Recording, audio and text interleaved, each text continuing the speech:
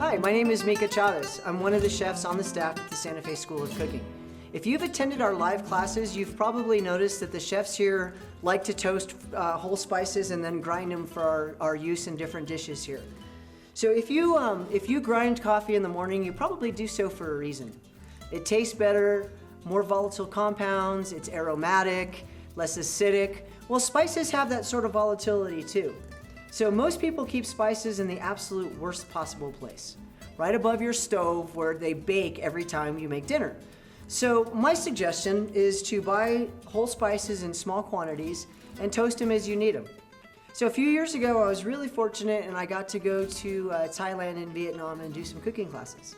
And everything that we used there was toasted, ground, and made into pastes in a mortar and pestle.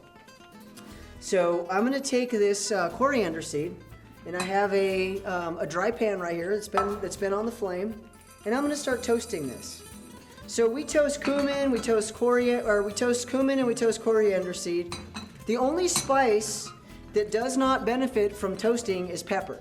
White pepper, black pepper, red pepper. When you toast pepper, it actually diminishes in potency, which is why you can eat pepper crusted this and pepper crusted that and not blow the top of your head off. But for these spices, it really, it makes a huge difference. It really is a night and day difference when you toast and toast and grind. So you just want to move these around so you don't burn them. And coriander has almost like a little husk on it, like a little tomatillo. And you'll see those start to split open, and this will become really aromatic. Okay, so now I'm going to take these, and don't walk away from your pan when you're toasting spices. You'll come back and they'll be in flames. It doesn't take very long. So this is known as carryover cooking. I'm just using the heat of the pan to just finish toasting these a little bit so that I don't burn them. Now the key to effectively using a mortar and pestle is don't overfill it. And it's not this. You want to use the shape of the little baton to get in there and use the ridges on the bowl. And I kind of put my hand over it, so in theory anyway, less seeds pop out.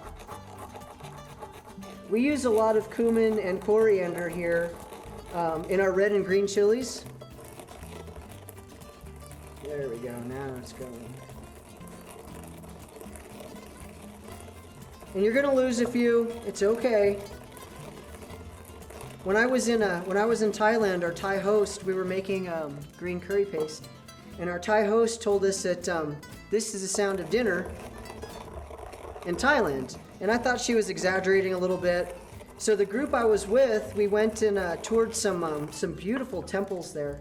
And when we were walking down this residential street to go meet our bus, I hear this ding, ding, ding, ding, ding. It was pretty loud. And I went and I looked over the fence, and this lady's back there with this huge mortar and pestle making dinner. So our host was absolutely right. But what I took away from that trip is that there's no reason not to do this. There's every reason to do this, and the flavor is so much more explosive and aromatic. Now, coriander seeds are the seeds of the cilantro plant, as I said. If you live in a place where your cilantro starts to bolt, meaning it goes to seed, let it go and collect those green coriander seeds. It's really good in chicken soup. It's great in green chili. And the green coriander has a much more vibrant and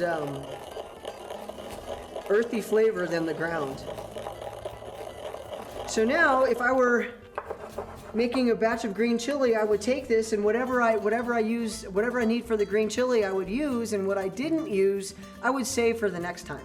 It's still going to be a whole lot more aromatic and flavorful, even a few weeks from now.